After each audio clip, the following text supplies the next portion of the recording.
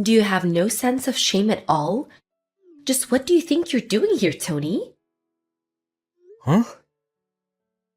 What's going on, Valerie? I have no idea why you'd suddenly send me such an aggressive text like that. It's my dad's visitation, right? And the funeral is tomorrow, so I'm not sure what exactly you think is shameless about a son going to his own father's visitation. Oh, sure. Now you're the loyal and devoted son, are you? Maybe you should have shown your father a little more respect when he was alive. You never came around to visit him, so what makes you think you have any right to pretend like you care about him now? Never is a bit strong. Though I will admit that I haven't been able to get back home as much as I'd like. I presume you're also aware that I didn't have the best of relationships with my father. Oh yeah, I've heard all about the two of you. I thought so. My relatives were also well aware of the circumstance surrounding my relationship with my father, and for the record, I've met with my father plenty of times over the years. It just so happened that I mostly saw him at the homes of our relatives who live nearby. Despite the difficulties between us, it's not as if we had cut each other out of our respective lives. And since the visitation and the funeral are, in some sense, a sort of family reunion, I'd say there's no problem at all with me coming here today. Ugh, you're unbelievable. Like seriously, this is super gross. What are you doing? I'm sorry, Valerie, but you're going to have to be a bit more specific. What exactly am I doing that's so gross? Don't think I don't know. It's clear to everyone around you exactly why you're here right now. And that would be? Let me put this in the most delicate way I can. A broke high school dropout like you has no right to come to your father's funeral. Do I make myself clear? Actually, no. I don't really see why being broke or a high school dropout would preclude me from coming to my father's funeral. Care to elaborate? Do I have to spell it out for you? You're broke. You're a high school dropout. You're just here for money. Money? Yes, that's the only reason you bothered to come to the funeral. You're still not making any sense. I know that you're desperate to get your share of your dad's inheritance, but guess what? You're not getting any. So get out. There's nothing for you here. Inheritance? Did you by any chance find my dad's will? What will? Yeah, my point exactly. My brother and family told me that my dad passed away quite suddenly and hadn't had the opportunity to put together a will. As such, his inheritance will be split up according to the laws of our state. In other words, how my dad's estate is divided up between his heirs isn't something that I have any power at all to affect. It'll all be carried out automatically by the city government. If you're trying to confuse me with all that legal jargon, it's not going to work. All of that was layman's terms. I'm not sure which part you think was jargon. That's so like a high school dropout. They always use big words they don't understand to sound smarter than they are. Anyway, I'm planning to be in town until my dad's funeral is over. Oh yeah? I might just have to have a little chat with your brother about this then. By all means, go ahead. I've already talked to him and he said I was welcome to come. Conversely, if I were to be absent from the funeral after coming to the visitation tonight, I think that might disturb several of my relatives who are expecting me to come. Ugh, whatever. Fine, but you need to get out of town immediately, after the funeral is over tomorrow, got it?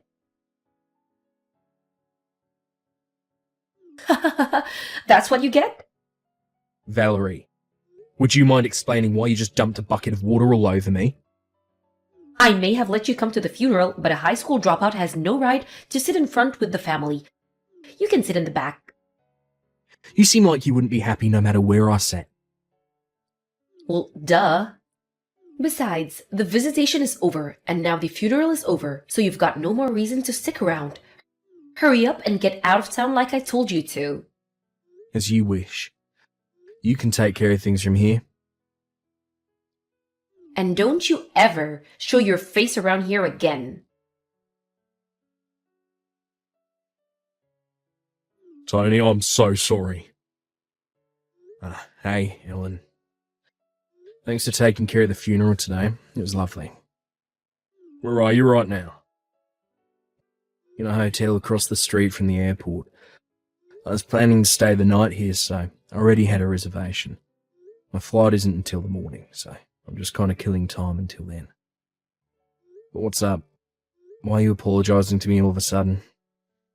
When I heard what happened, I had to apologise. During the funeral service, I looked around and noticed you weren't in your seat anymore. My wife told me that you'd gotten sick and went to the emergency room, and I completely believed her at first. And then at lunch, I was talking to some of our family about you. And they said that Valerie had dumped a bucket of water on you and kicked you out of the church. I'm so sorry it took me so long to realise what had happened. Don't worry about it, Alan. You've got nothing to apologise for. You had more than enough on your plate already with handling all the funeral arrangements. Be that as it may, I still need to take responsibility for what my wife did to you. Again, Tony, I'm so sorry for what happened. Oh, thanks for that, Ellen. Like I said, I don't hold you responsible at all, but it's big of you to come and apologise to me like this. Although I have to say, there's something Valerie said that has me concerned. What did she say? She told me she thought the only reason I came to the funeral was to get my hands on Dad's inheritance. What? I bet that's a big part of the reason why she dumped water on me and kicked me out of the church. What the? How did she get that idea in her head? You're not even Dad's legal heir. Yeah, I was just as confused as you are. I don't know. I guess it would make sense that she didn't know all the details since she only married into the family. But no matter what I said, she refused to listen. She was so upset and excited about the whole thing that I was never able to give her a proper explanation. I see. But in any case, as long as Valerie is angry at me, it seems like my presence there would only cause more trouble than I've already caused. I know it's only been a short time since Dad died, and I hate to force this on you in such a difficult time, but is it alright if I leave everything from here on out to you? Yes, no trouble at all. Leave everything to me. I'm sorry about everything that happened, really, I am. I'll contact you again once things settle down over here. Gotcha. Thanks again, Alan. Talk to you later. I don't believe you, Tony. What are you doing back in town? I told you to stay away. Not that it's any of your concern, but I was visiting some old friends of mine. Liar! You're still after your dad's inheritance, aren't you? I suppose this has something to do with the fact that there's a meeting with the city about Dad's inheritance today. Obviously. Well, I know you have all sorts of things you'd like to say to me right now, but let me save both of us a lot of time. I'm meeting with my friends, and then immediately heading back home. What? Valerie, I was trying to tell you back at my dad's funeral, but you're under a huge misunderstanding. Regardless of what you may think, I'm not actually one of my dad's legal heirs. Wait, you're not? I think you're aware that while I call Alan my brother, we're technically just stepbrothers, right? Yeah, I knew that. Right. So Alan is our dad's son, and I'm our mum's son. So when our parents married, both of us were already adults and had our own established lives. So since there was no need for financial support, I was never legally adopted by my dad. What this means legally, in the same way my brother wasn't entitled to any of my mum's estate when she passed away a few years ago, I'm not entitled to any of my father's estate right now. We were both fully aware of that from the very beginning. And since I have no rights to receive any of my dad's estate, there's no point in me attending the meeting with the city today. You're not fooling me. You're probably gonna camp out in front of City Hall to beg for money from your brother once the meeting is over. Why would I do a thing like that? I'm not really hurting financially or anything. Liar! I started up a company with a friend of mine 3 years ago. I'm currently serving as vice president of that company. Vice president? I'm not one to toot my own horn, but our company's doing pretty well. I think it's fair to say that I'm in a pretty high income bracket for people my age. Whoa, that's really? But how? You dropped out of high school. The only reason you would do that is if you were super dumb. How did someone like you become the vice president of a successful company? I'd say that's a pretty ignorant view of high school dropouts. Excuse me? Sorry, I just got to my friend's house, so I'll be taking my leave here if you don't mind.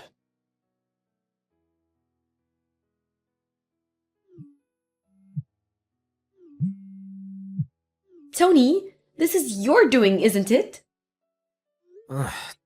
What's the matter, Valerie? Where are you right now? In the airport, about to board my plane. Why?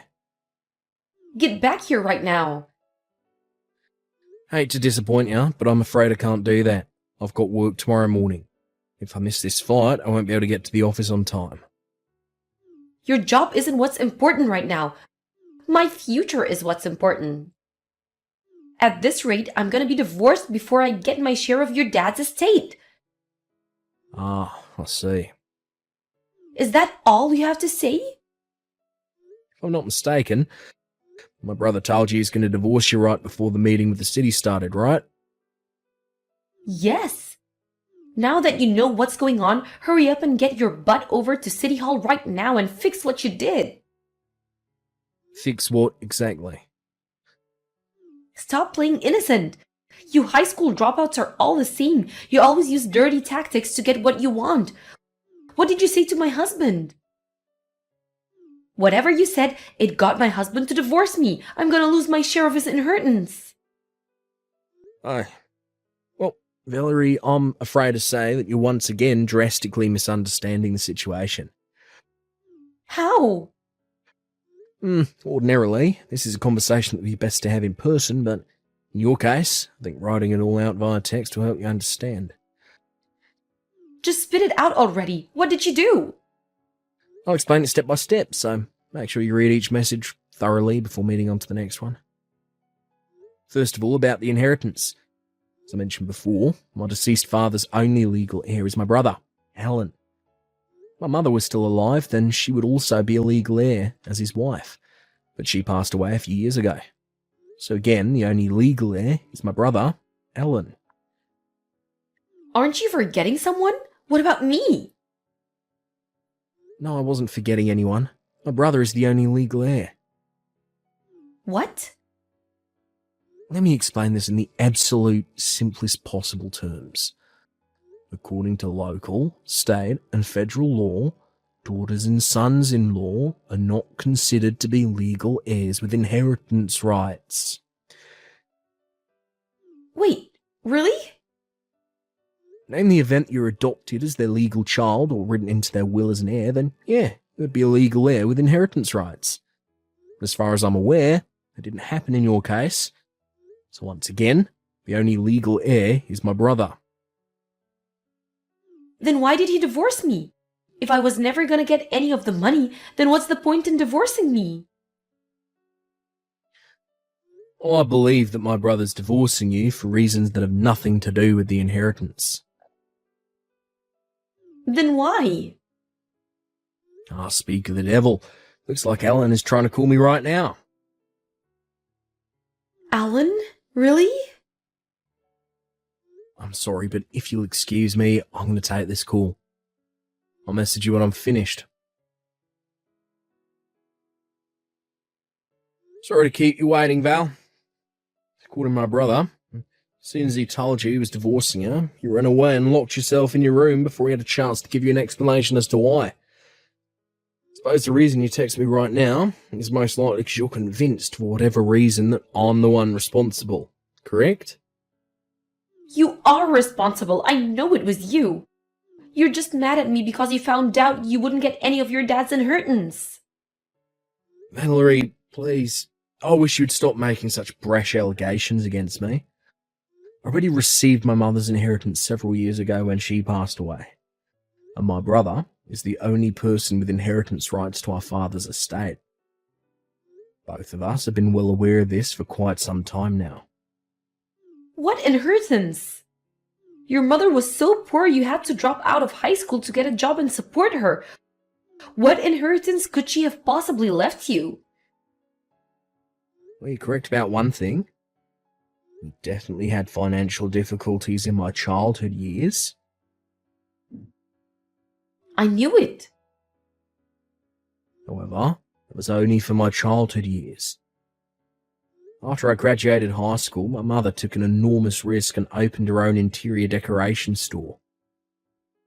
Really? It's quite successful, and she left me a sizable inheritance when she passed. Actually, that store's now being run by my wife.